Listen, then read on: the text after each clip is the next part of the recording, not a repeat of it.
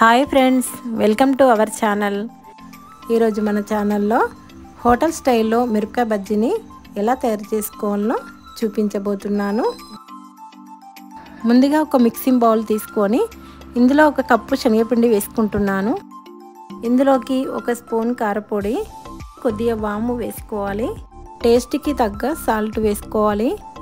అర tea spoon soda వేసుకోవాలి. కొంచెం జీలకర్ర పొడి వేసుకోవాలి. ఒక స్పూన్ బియ్యం పిండిని వేసుకోవాలి. బియ్యం పిండి వేసుకోవడం వల్ల మిర్చీలు క్రిస్పీగా వస్తాయి.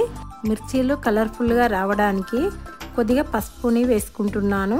ఇప్పుడు ఇవన్నిటిని కూడా పిండిలో కలిసేలాగా కలిపేసుకోవాలి. పిండిలోకి కొన్ని నీళ్లు వేస్తూ పిండిని బాగా స్మూత్గా కలిపేసుకోవాలి. ఉండలుండలుగా లేకుండా పిండిని కొద్దిగా చిక్కగా ఉండేలాగా కలిపేసుకోవాలి. పిండిని బాగా కలుపుకోవాలండి. పిండిని ఇలా చిక్కగా స్మూత్గా ఉండేలాగా కలిపేసుకోండి. పిండి మీద మూత పెట్టేసి ఒక 5 నిమిషాలు పక్కకు పెట్టేసుకోవాలి. మిర్చిలోకి మసాలాని ప్రిపేర్ చేసుకుందాము. మిక్సీ గిన్నెలోకి 2 స్పూన్ల ధనియాలు వేసుకోవాలి. 1 స్పూన్ వాము, 1 స్పూన్ జీలకర్ర, కొద్దిగా సాల్ట్ వేసుకొని ఇదంతా స్మూత్గా గ్రైండ్ చేసుకోవాలి.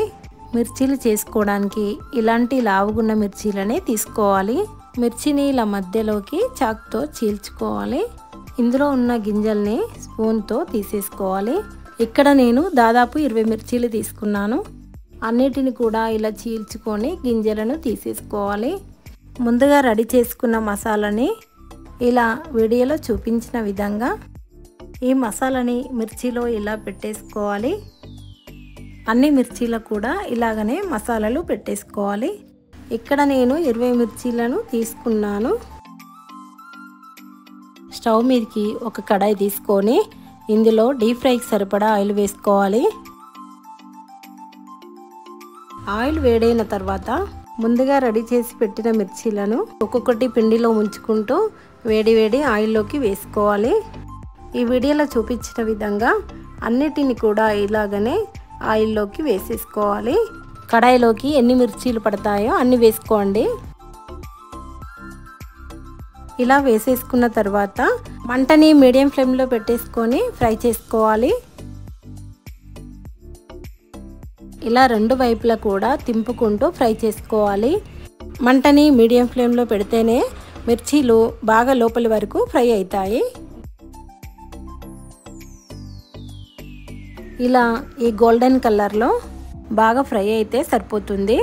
ఇప్పుడు వీటిని పేపర్ ఉన్న ప్లేట్లోకి వేసుకోవాలి. పిండి మొత్తాన్ని కూడా ఇలా మిర్చిలాగా వేసుకొని ఫ్రై చేసుకోవడమే. వేడిగా హోటల్ స్టైల్లో మిరపకాయ బజ్జీలు రెడీ అయిపోయినాయి. ఒకసారి ఇలా ట్రై చేసి చూడండి, చాలా బాగా వస్తాయి. ఈ వీడియో కనుక మీకు నచ్చినట్టయితే లైక్ చేయండి, షేర్ చేయండి, సబ్స్క్రైబ్ చేయడం మర్చిపోకండి.